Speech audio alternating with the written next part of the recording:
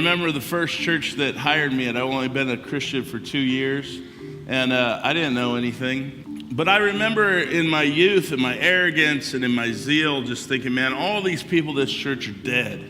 Because that was sort of the language, it's a dead church. And over the time of being there for 3 years, I learned that these people loved God, and they wanted to worship God, and they wanted to serve God. They wanted the glory of God to fill that church, but the leadership of that church really wasn't interested in those things. We were running a religious organization. And so if the Holy Spirit wanted to come in and do something, he'd have to take a number. When we first came to Portland, I had this idea, we're going to be this cool, young, hip church.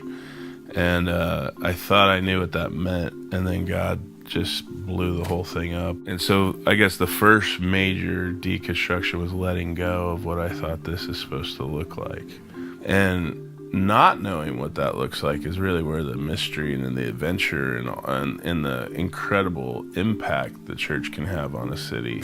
Okay, I've got a church that I'm part of, I'm leading with a team. How do I do that better? How am I more effective in that? And Rick's like, wait, hey, hang on a second. Let's talk about you. What is God doing in you? Is Jesus enough? Which is something that we talked about today. It's the one place a leader can go and be brutally honest with themselves, with other men and women, and really talk about the stuff that nobody else wants to talk about, Some of the questions about what is the gospel, you think you get that one, but then as you examine it deeper and deeper, you realize I only have a small part of the gospel that I've been preaching. It's a process of humility. It's a process of being broken before God, and yet it's a process of still having to have the faith to get up and say, this is what God has said, let's go.